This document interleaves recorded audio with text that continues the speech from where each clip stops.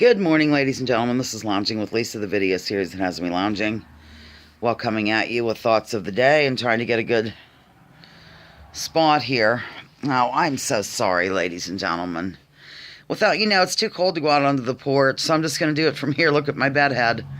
Although I did change my clothes already and I'm ready for action because I got like 10 hours of sleep. You see that little, not in my hair, you see that little hole back there? Yeah, that's from the Delightful kids when they were kids. When Perpetual's youngest and the child, Spencer, he got them pellet guns or something, thought it was a good idea. And here, it wasn't such a good idea because it was for Christmas or something and, winter where they shot up the house. Like, of course, Gus on Lonesome Dove. Everything's now like Gus on Lonesome Dove. The reason I'm coming at you, actually, is I have some news of an exciting nature to share. Well, for me anyway. I don't know how excited you'll be about it. Okay. I'm going to have to just get to my lounging position. All right, I'm in my lounging position now. I can get on with the day.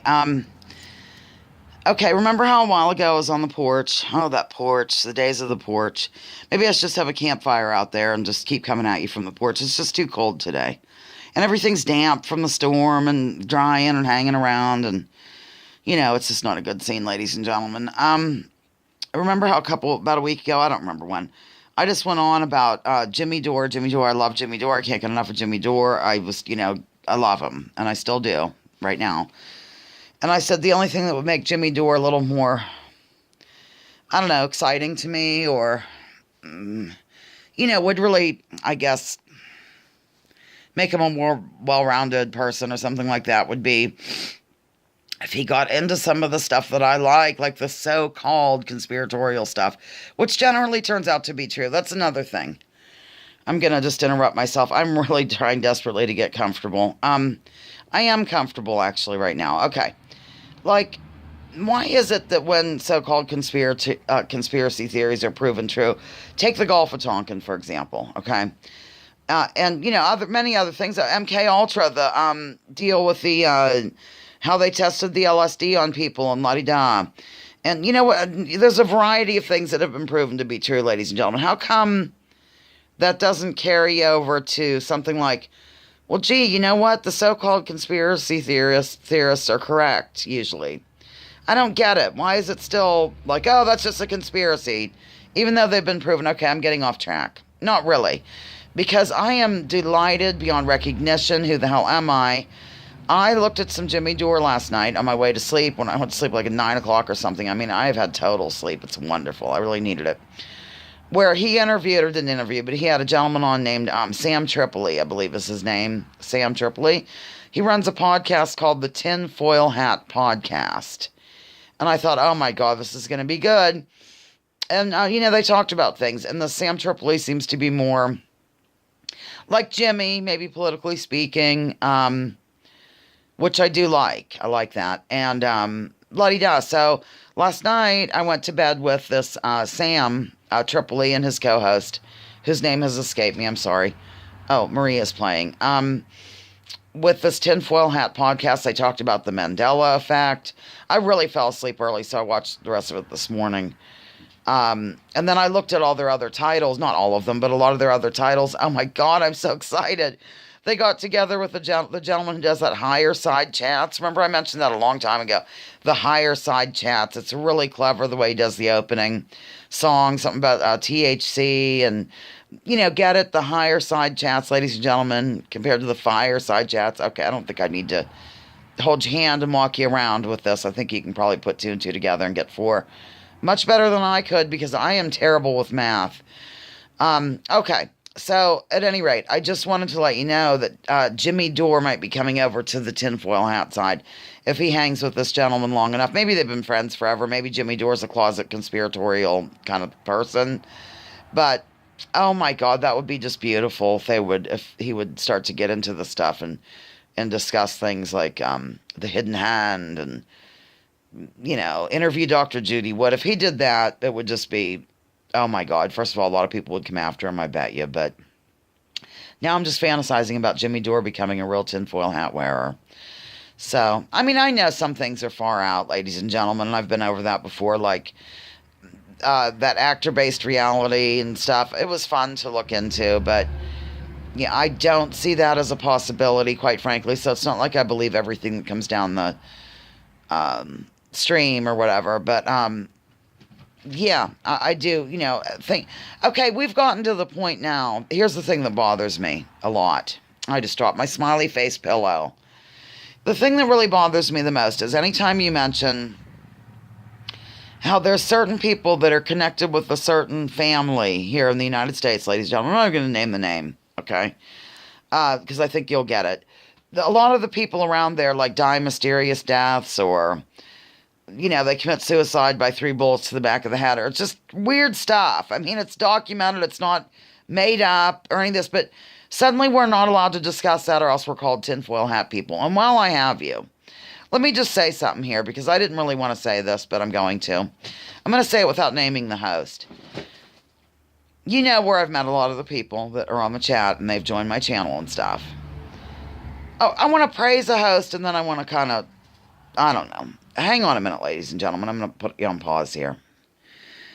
This indoor lounging, I'm going to have to get used to it, but, I don't know, I started off like, throwing myself down here on this fainting couch. Bad hacker. I'm still dying. Okay. Yesterday, I listened to a little bit of Rivera, like an hour. That's about, that's good enough for me. And usually I've got stuff to do anyway, so no offense to anybody over there, because I really love the chat room people. They're very fun. Interesting, opinions and things.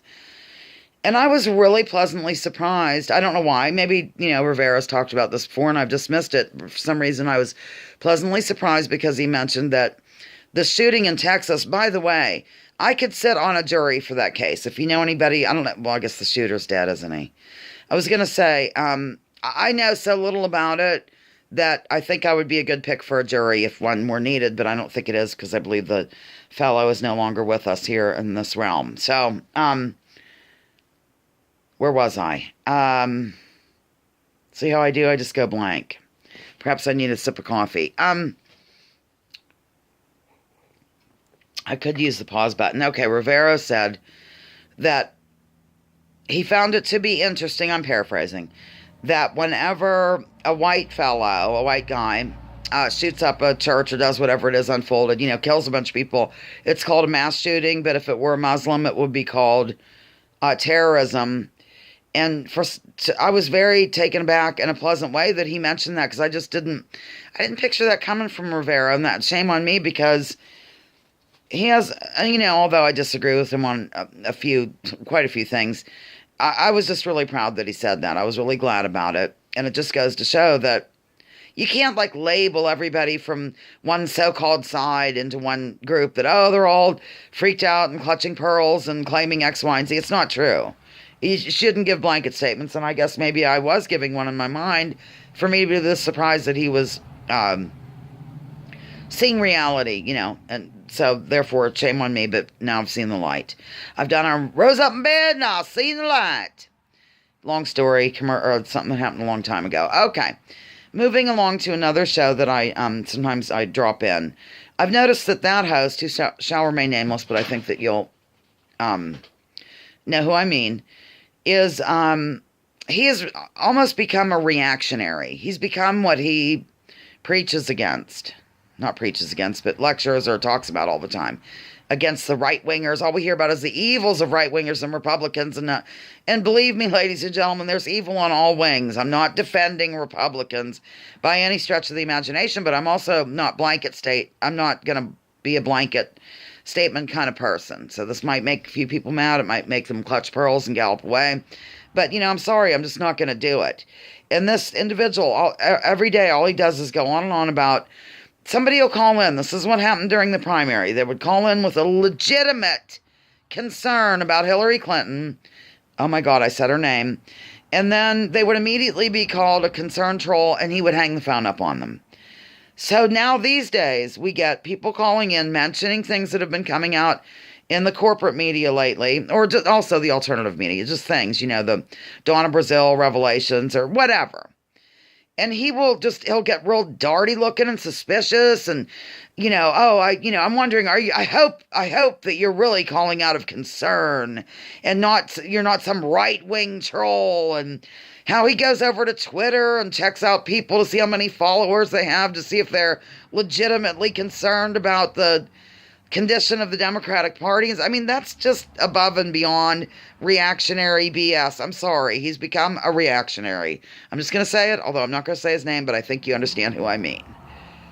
I would never call there again, because you can't be yourself.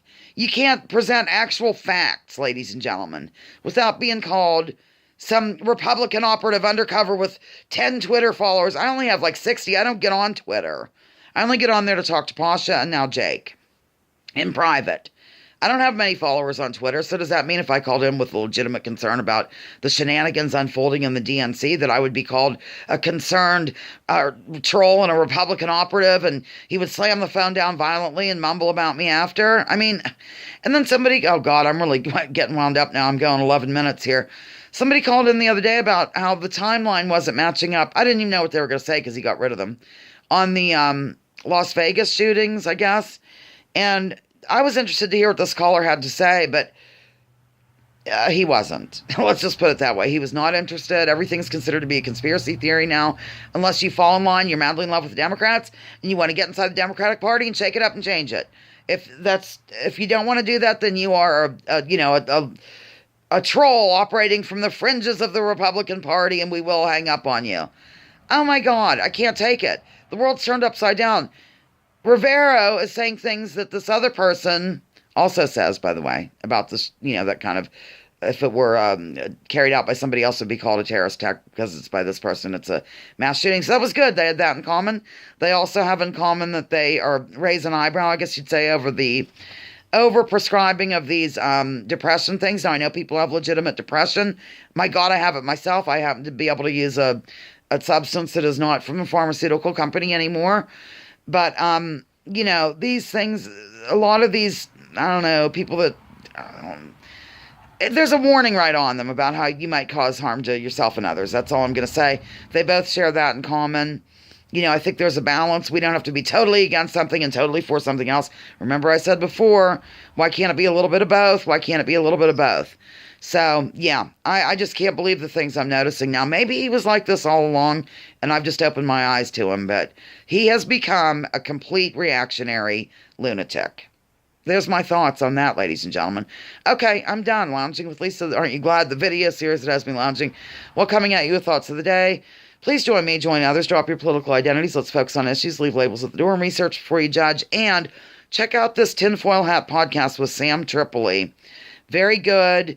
I don't know how deep he gets into things. I mean, I fell asleep during the first part. I had to watch the rest today. So, that's all, I guess. I'm really excited that Jimmy Dore seems to be rubbing elbows, as they say. Do they say elbows or shoulders? I don't remember. He's rubbing something, and that sounds crude, with this fellow who's more conspiratorial, and I like that. I like that quality about a person. That's all. Bye-bye now. Love you.